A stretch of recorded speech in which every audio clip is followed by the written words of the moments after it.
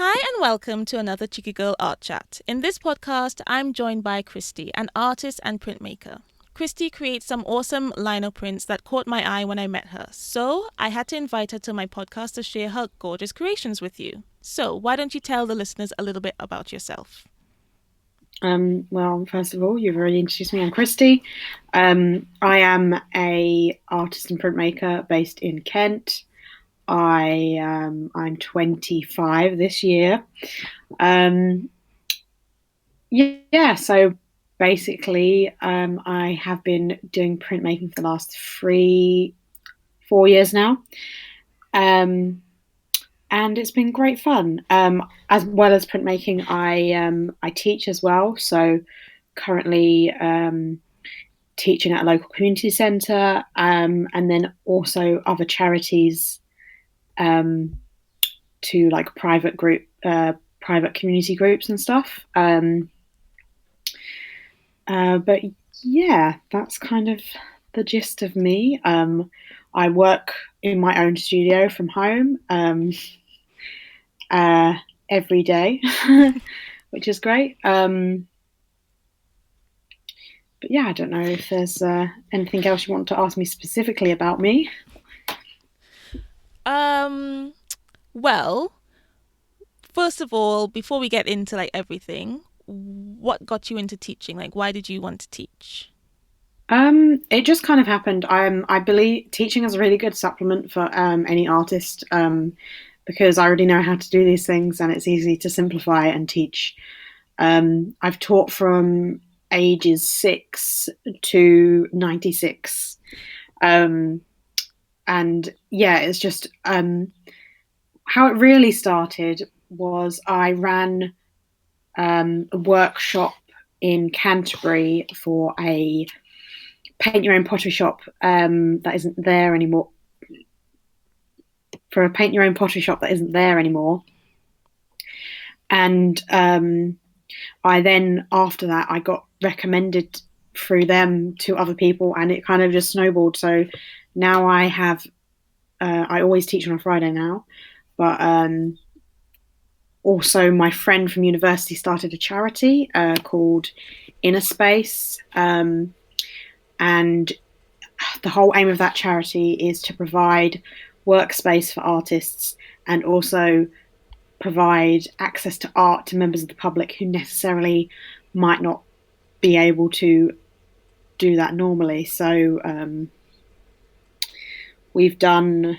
I've taught quite a few classes for them back in the summer, when they had their last funding bid, doing things like painting and drawing and stuff like that. But it's kind of happened from there, and now I keep just getting teaching gigs, which I do quite enjoy. Nice.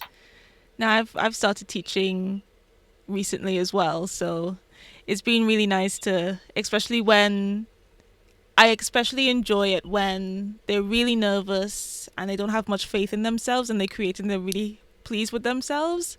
Um, it's always nice to see them they're a lot more confident Yeah. at the end of the class. That's cool. Okay. Um, so Involve is a charity that is aimed at older adults, and I always get a lot of people who have never done art before but Mm-hmm. wanted to come and try it out. I spoke to some people at Coffee Morning last week about signing up, and some of them were like, "Oh, I don't have a creative bone in my body," but Mm-hmm. it seems like a fun thing to do because it is completely free. So it's Mm-hmm. not. It's not. It's just they've got to turn up. They Yeah. just got to want to try, Mm-hmm. and then they end up being really even. Any sort of improvement they show, it seems to be great, and they don't realize their skill beforehand. It's great. Yeah. Yeah. I always like when people say they don't have a creative bone in their body and then they sit down and create something really lovely and you're like, I think Yeah. you do. And to be honest, sometimes it's just they need that little bit of guidance or that little bit of hand holding where they're like, Mm-hmm. you just need to try it. Yes, yeah, no, completely agree. So, how did you get into printmaking? So I actually started printmaking during my degree. I did a BA in fine art Mm-hmm. in at Canterbury Christchurch, Okay. and during my second year, I chose it as a specialism, and I just fell in love with it since. I ended up being the only student who solely specialised in printmaking in the final Oh. year. Most people picked a combination, Mm-hmm. but so I had a lot of free reign, which I think probably helped as well because of having that space, that extra space. I didn't have anyone who was there like Yeah. in my way or anything. I just kind of had free reign of everything, and I really just fell in love with the printmaking process. I think I found it very cathartic, Mm-hmm. um, being able to, um, I don't know, the process of carving a Yeah. lino. So primarily I work, so for now I only work in relief printing Mm-hmm. lino, and that is where you carve into a piece of linoleum, Mm-hmm. and then you create a print from that. And it was something about that process that I just loved it and wouldn't stop doing it. In a dream world, if I could facilitate it, I would be also probably doing acid etching as well. But at the moment, my studio isn't large enough to have an acid bath. You can do solvent free, but Mm-hmm. I haven't even. I don't know anything about it yet. So maybe that's something for later this year. Okay, because I've Uh, done I've carved like stamps in linoleum, but I've never heard of the acid printing, did you yeah, say? so it's a different printmaking process. It's etching. Mm-hmm. Um, so you will use you have a zinc plate, Mm-hmm. and you will use you can use anything. Um, so the process is you get a zinc plate, you bevel the edges Mm-hmm. with a oh, what's that called? A file, a metal file, Okay. and then you'll add something called ground, which is wax to it. Mm-hmm. And you can add hard ground and soft ground depending on um, depending on the outcomes you want. Okay. And what you do is you mark. You can use a pin or anything to wipe away this wax, so Mm. you scratch into it. Um, and then you can put it in the acid bath, Mm-hmm. and it bites where the wax isn't. It Mm-hmm. bites away, so you get these very thin Oh. lines. And then when you come to ink it, instead of like lino, Mm-hmm. you roller it. You want to get ink in the grooves rather than on the Oh. flat surface. So it's almost like the opposite of lino. Yeah. And it's a really fun process. And yeah, it's at the point now I just can't facilitate it, but hopefully in the Yeah. future I'll get a bigger studio and I will be Yes. able to do that. Cool. I've never I don't know if maybe I've seen it because it sounds familiar. Like I think I've You would have seen definitely it. seen a etching if you have any Yeah. form of art background. If you've been to the British Portrait Museum in London, Mm-hmm. Yes. they have etchings in there. I'm pretty sure Rembrandt has some etchings in Mm-hmm. there.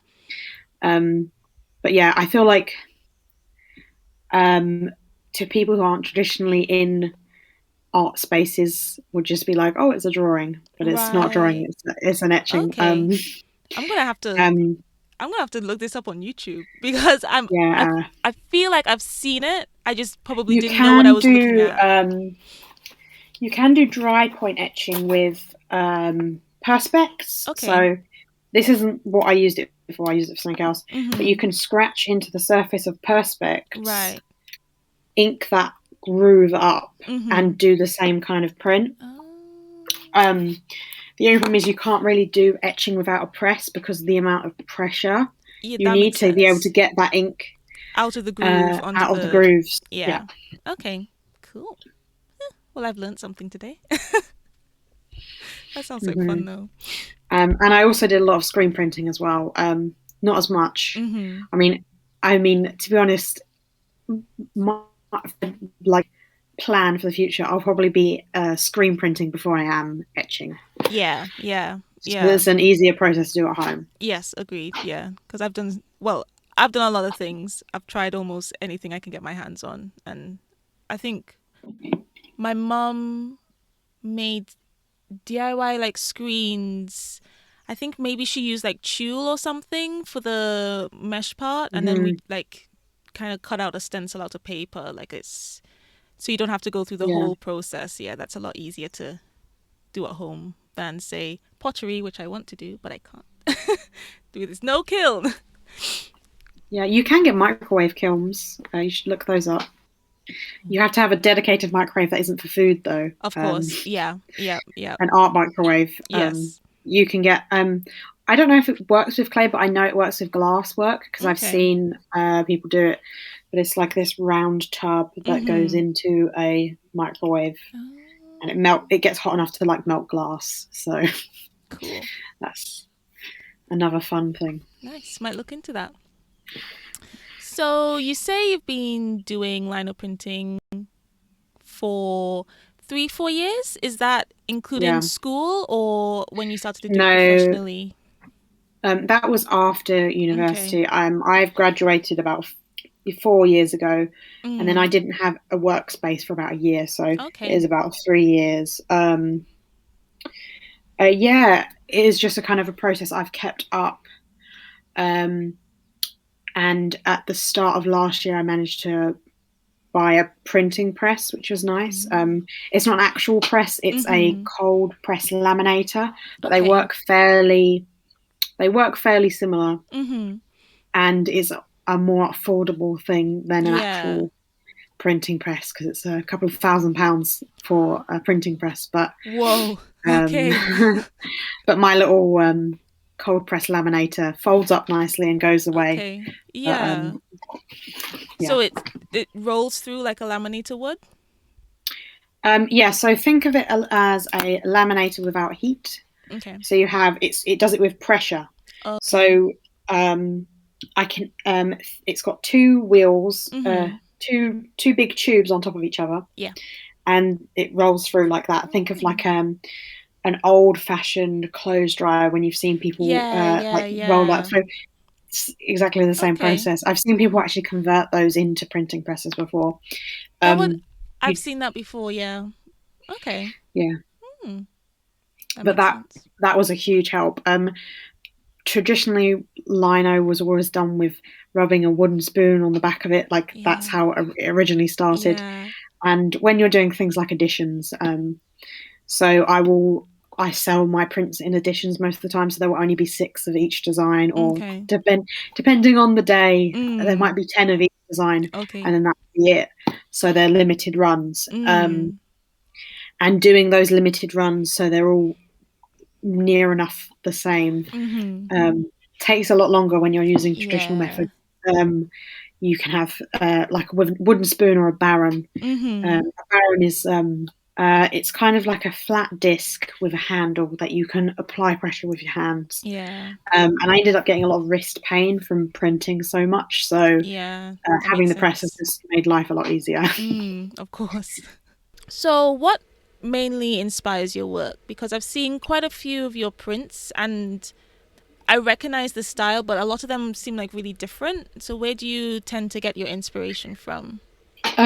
So a lot of my prints are based off like Grimm's fairy tales. I haven't been Ah. doing so much of that recently, but I will be doing more prints like that. It's just that those prints take a lot longer because they take Mhm. more research. Yeah.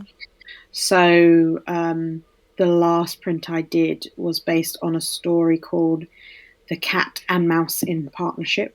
Okay. Um, the same with a lot of Grimm's fairy tales. They do not have the nicest endings. Yes, I'm familiar with their Basically, endings. yeah. Basically, in this story, the cat and the mouse agree to put their money together and buy a pot of fat to help them through the winter. But the Okay. cat is greedy and has eaten that before winter and Ah. then turns on the mouse and eats him. Oh And dear. he discovers the empty jar of fat. Or lard, I think. I Mhm. can't remember exactly now. It was a couple of months ago when I did that. Um, but I just find the story so interesting. How oral storytelling is such a interesting part, and all the Grimm's brothers did was transcribe those oral stories, so Yeah.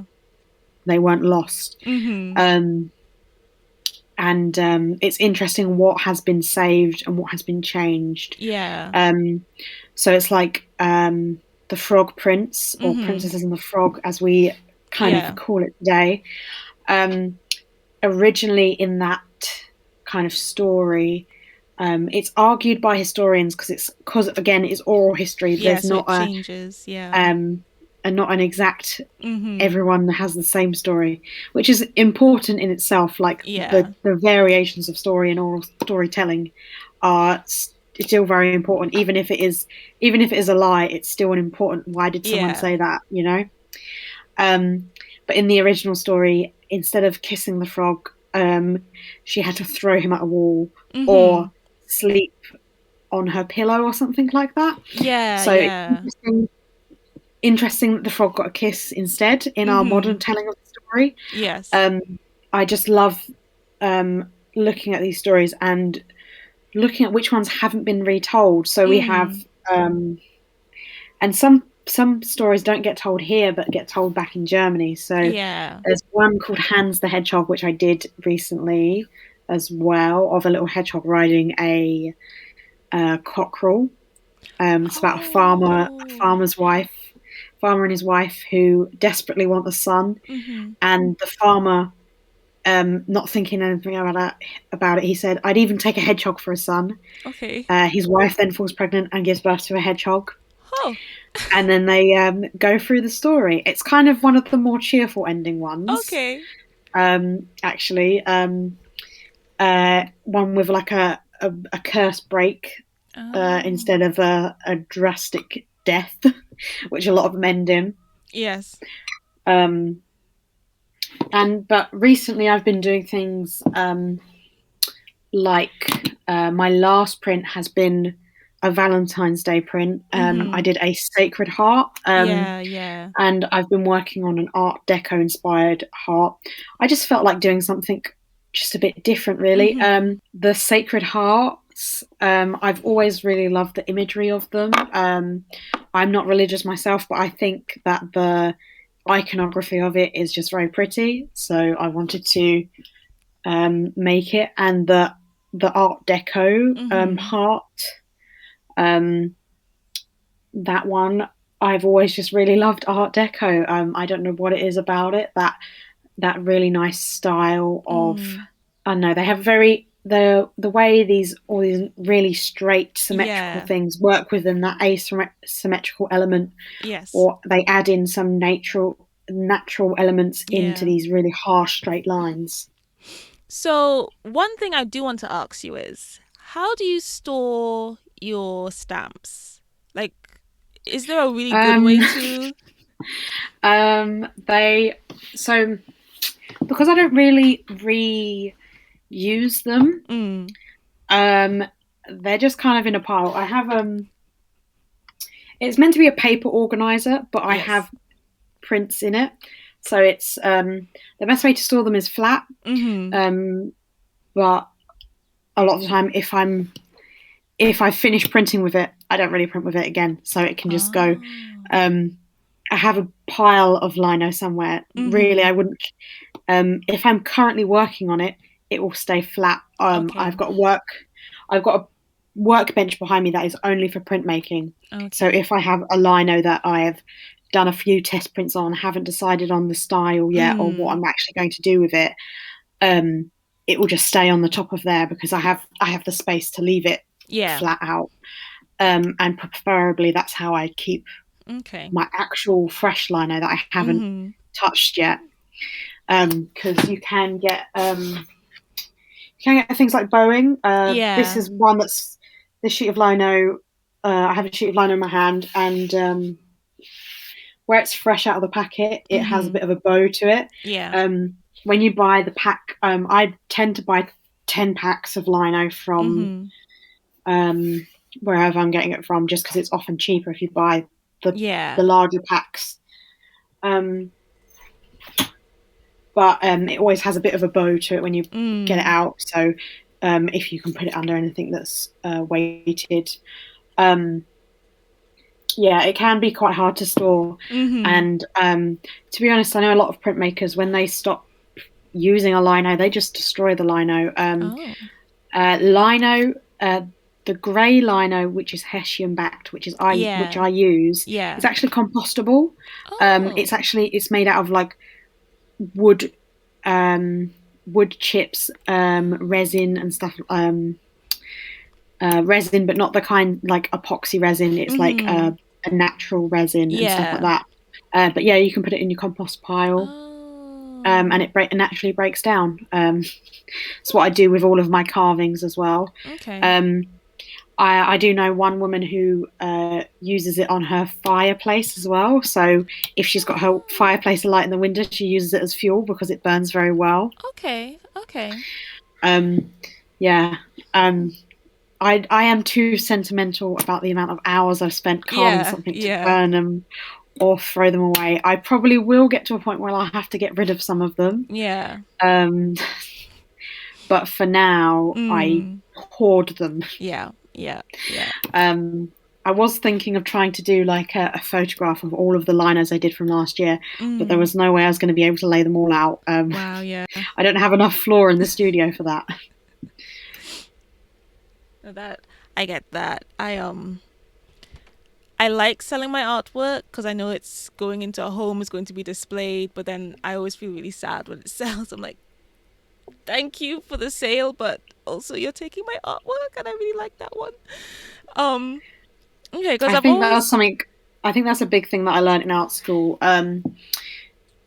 My I had a painting tutor, and he always used to say, "You should kill your darlings." It was a quote from someone, I can't remember who right now.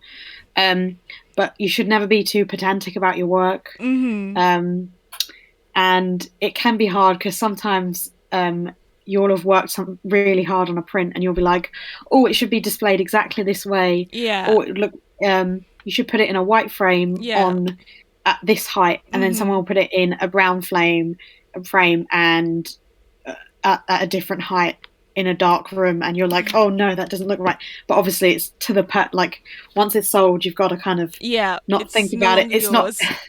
yeah. I think you've got to kind of it's very hard as an artist to put that sentiment behind it. Like I've had it in galleries where I'm like, oh, that's hung like, oh, they've displayed my work. I don't like that. I don't like Yeah, it, or I don't like the way they've put it, or I don't like how close it is to someone else's work. Like there should be more mm-hmm, gaps to let the work breathe. yes, But obviously that's all personal preference, and mm-hmm, a lot of the time it will be the tiniest thing and that no one else would notice. Everyone will be like, oh, that artwork is amazing, but yeah. in my mind, I'm like, oh, it's crooked on the wall. No, I've also had to get used to that when it's come to when you've created something and you know when it's good, but you can see this very tiny thing. But you know, if you go after, you'll probably ruin it. And it's like, no one will actually notice that. I'm noticing Mm-hmm. it because I did it. But no one else is going to notice that because I've had people go, oh my gosh, that's really good. And I'm like, really? That's like, I don't mind Yeah, selling that one. you're always our own worst critics. Yeah. That's also why so whenever I do craft markets now, I sell my seconds. So that Mm. these are like poorly printed prints, which I wouldn't. Um, so I have like A grade artwork Yeah. and B grade. Yeah. A grade I'd be happy to put into a gallery, but Mm-hmm. B grade would never see the Mm. light of a gallery wall. Yeah. But I'm happy to sell at a reduced price. Mm. And it's really it's helped to cut down on my waste as well because Of course. sometimes I would make something and it might go wrong, and I'd Mm. normally originally I used to just throw it away, and it's really helped cut my waste down. It's really important to me to be environmentally conscious, even Yeah. in such a waste creating industry. It just happens Yes. with art. Sometimes Yeah. things go to waste, and it's a shame. Yeah. I have a lot of things that say I've done for something else. The physical piece isn't actually going to go anywhere because it's just a background for like a page and or something like that that I can't actually sell. So I've got a bunch in a folder that I need to use for something because I can't just throw all this away. Stuff went on it. Paper, trees have gone into this. I need to find a way to sell it on somehow or create it into something new.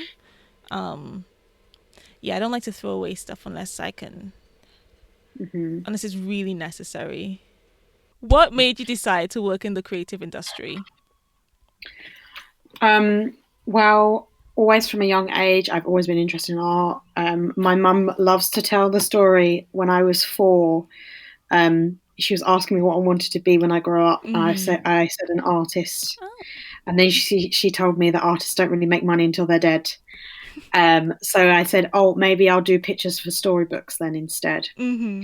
which I think is a very funny turnaround now. I've been doing prints about Grimm's fairy tales, which are from storybooks. Yeah. And it's like, I don't remember it because I was 4, but Yeah. she remembers it clear as a day. Um, I don't think there's never been anything that I've been interested in Mm-hmm. as much as art. Yeah. Um, I personally feel like I couldn't do anything else. I've always had a passion for art. Mm-hmm. Um, I was always the kid that people got draw pencils for or pens for Christmas and Yeah. presents and stuff like that. And then going through secondary school, I had a bit of a rough time with exams, Mm. and I did have a bit of some health issues during exams as well, which didn't Mm-hmm. help. So I didn't do very well.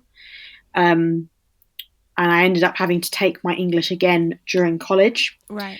Um, and to be honest, reflecting back, I've recently got an ADHD diagnosis, so it makes sense why I couldn't focus in exams because they're so Yeah. quiet. Because with ADHD, having quiet to focus is like almost the opposite of Yeah. what someone needs. Yeah. If anything, noise would have helped because I Okay. wouldn't be too focused on. So in an ADHD brain, Mm. um, your your problem is your dopamine receptors aren't doing their job properly, Mm-hmm. so your brain is constantly understimulated. So your brain will look for stimulation, and when it can't find stimulation, it will just distract you. Oh. So when I'm working in my studio, I always have music on or a Mm-hmm. podcast. Mm. If I'm doing lino carving, I'm watching a film or watching some TV because Yeah. I can't just sit there and carve. Mm. I think I'd go insane if I had to be in silence. And But yeah, I feel like I don't think I could do anything outside the creative field. Mm. The only other thing that I have found interesting was making I made canvases during university, during college. We had a a crash course on how to make your own canvases, Okay. making the canvas frame and stretching them, and I really enjoyed that. So I think if I didn't find myself currently doing this, I'd probably Mm-hmm. end up working in a framers of some sort because Right. I just felt like I've always been very like tactile with working with my hands and stuff Yeah. like that. So I don't think I could do anything else really. I totally get where you're coming from. Every time someone's like, "Oh, so like, what would be your other option?" It's always something else artistic. It's like it's one of the artistic things I'm good at. There's nothing else. It's the creative Hmm. industry or nothing. Cuz yeah, Yeah. that's where all my skills are. Um so was your mom really supportive about it? Yeah, like my both my parents have been really supportive. They've never said that I can't do something. Mm. They've always encouraged it. And I don't think I would have been here Yeah. without the support. I had a quite a rough patch of mental health through my third year of university. Mm. There was a lot of events out of my control that had happened, and it just wasn't very good. I still managed to graduate, and it was very annoying because I was like 1% off a first class degree. No. Oh. Yeah, and I was gutted, but I graduated and I made it through. Mm. But I think like after that, I really did get the support I needed from them, which was great. That's good. That's always good when your parents support you. I Mm. I said I wanted to be an artist when I was 13. I think it was only when I was 16. My mom was talking to someone, and I had no idea both my parents had like a bit of a mini attack. It was like panic attack, like, oh my gosh, she wants to be an artist, she's gonna start. But I never, they never ever said that. They just went, Mhm. okay, so what can we do to support you? Because I was home educated, so it was like, what classes can we get you? What this? And yeah, I was really thankful for that, to have that support at home. Yeah, yeah, I know it's a worry with a lot of children with creative Mm-hmm. parents with creative children going into these industries, and it does take like it is not easy being in this No. thing. Like, I saw a post saying, "Oh, I didn't want to work a normal 9 to 5, so now I work 24/7," which Yeah. it can feel like sometimes. Yeah. Um, like I do have a problem with working like self control with work, um, and you have to like work really hard to get anything done. Like Yeah. if I want to get these projects on the go, I need to contact people. I need to. Yeah. Oh, I'll send that email now. Um, Mm-hmm. but yeah, I try to not work past 6 p.m. Mm-hmm. Normally like 9:30 in the morning till like 6 p.m. Yeah. Because otherwise I get burnt out. Yeah. um, and I think it's especially hard when you're relying on social media um, to like put your artwork out there. It's Yes. so much harder to like keep up to date with things, have time away from social media because you can get Yeah. messages from throughout the night, and it's Mm-hmm. harder because like a lot of my friends are on social media and that's how they contact me, Yeah. so I can't just turn the social media off Yeah. either because they'll contact me on my like they'll contact me on my private account or something to Mm-hmm. try and talk to me and I won't reply.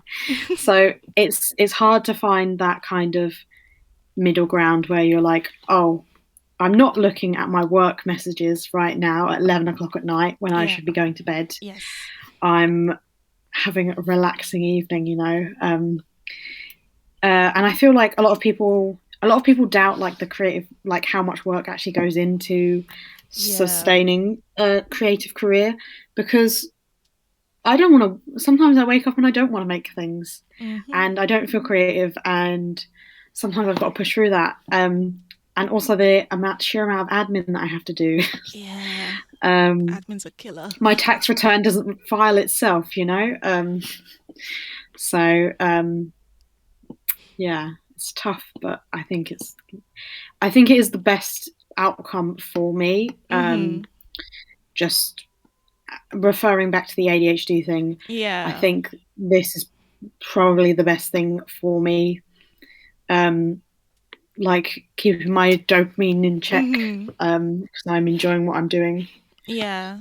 No, I completely get it. That's why, because some family members are always a bit like, oh my God, Nathifa, will you ever be able to feed yourself?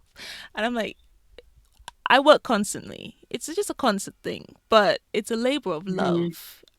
I think if you don't love it and aren't truly passionate, it'll feel a lot more like grueling work. Because sometimes you kind of look Yeah, and you think, my gosh, like I should probably take a day, but I don't know. You just keep on going back because you love it. Because I love it. I injured my hand what in 2020. I lasted 2 weeks and I just started to use my left because I couldn't be away from creating. I love it so yeah, much that I was like, well, left hand, we're going to work and we're going to do this. And yeah, I think because it is you are literally everything. There isn't a boss to tell you what to do. You're the boss to tell you what to do. There isn't yeah. someone doing the admin. You're doing the admin. You're doing the creating. You're doing everything that it takes to run a business, really. And it's worth it though. I feel it's worth it for me at least. Like how you feel it's worth it for Mm-hmm. you. Do you have any tips how to go into the creative industry? Like just anything that maybe you wish you had known before you had started?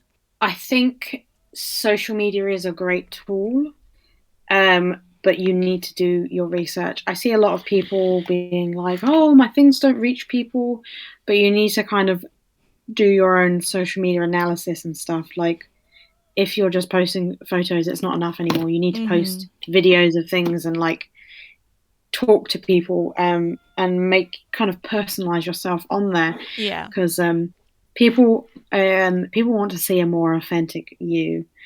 Um, Also, just ask people for things, and you often get like, um, if you see a, so if you're thinking of getting into teaching, look for local places that teach.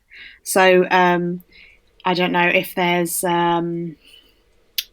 places like adult education. You could contact them directly, and say, "Oh, I would love to volunteer." Mm. Um, and lots of art charities who run classes would like love to see volunteers be like, hey, I've never taught before, but I would love to Mm-hmm. learn how to teach, because being able to teach is a big skill. Yeah.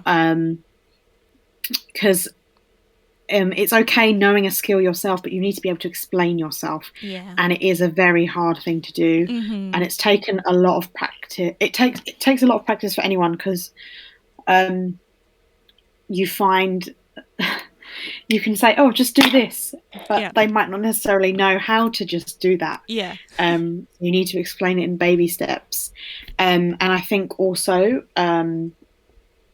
thinking about like abilities and stuff in who you're teaching as well, because you're not going to teach the same class to a 15-year-old as you're going to teach a 5-year-old, Yeah. for that gap. Or you have younger children who have maybe not as good hand-eye coordination, and then you get older adults who are at the point where their eyesight might be not as good, so they can't see. If Yeah. you're teaching a color theory class, they might not be able to see the difference in the colors Yeah. as well.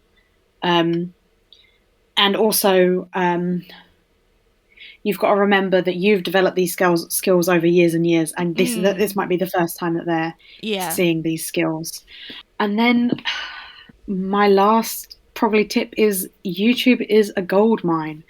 Um, if you need to learn how to do something, Mm-hmm. it's really, really helpful. Yeah. Um, Watching people's speed draws, I Mm. found that really helpful when learning how to use Photoshop and stuff like that.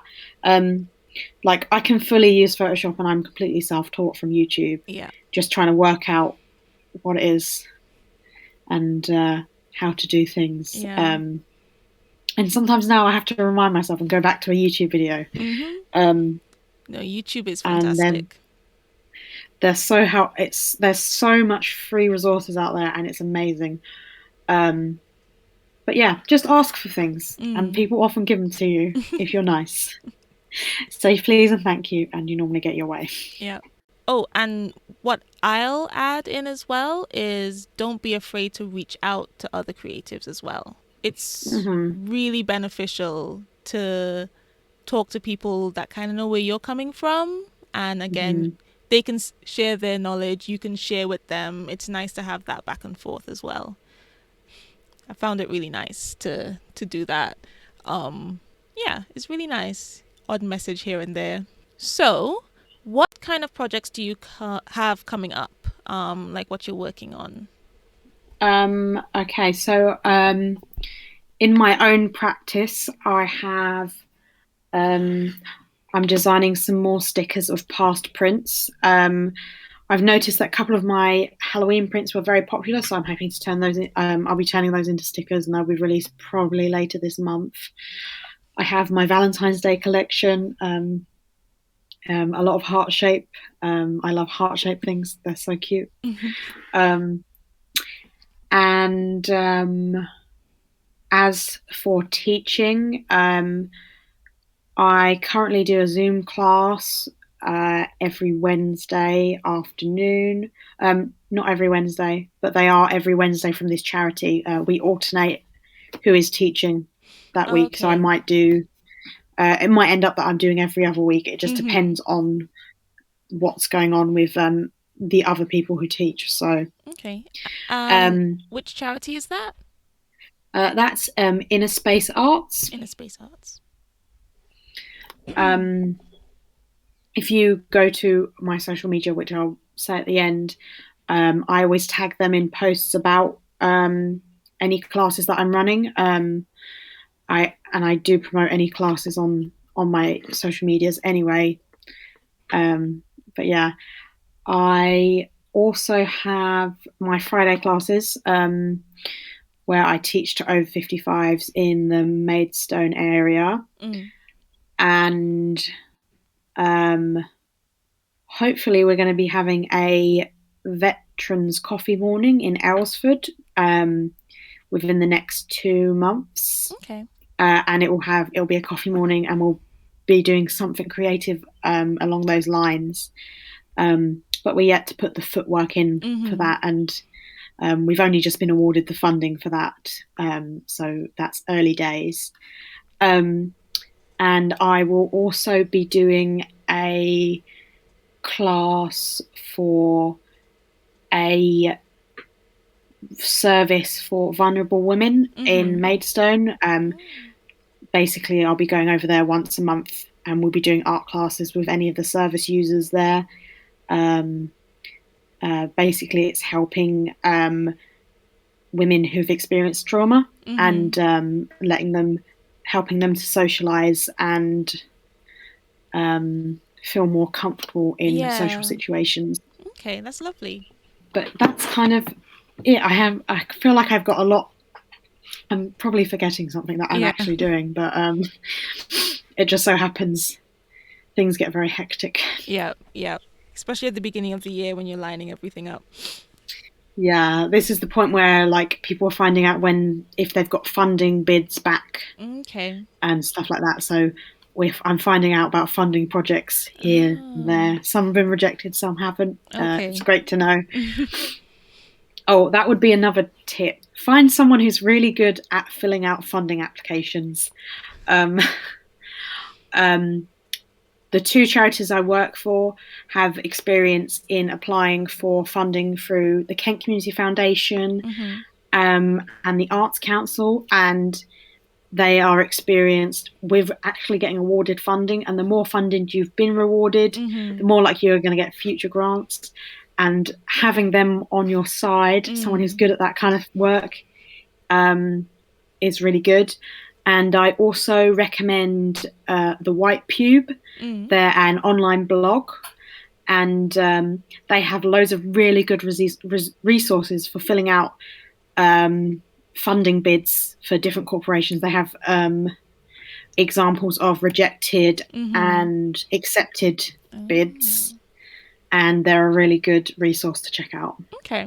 Those I'll make sure and link to Christie's social medias and stuff. So if you want to look further into that, especially things that she's mentioned and the charities she's working with, you can definitely check that out, and it'll all be in the description of this podcast. Where can the listeners find you?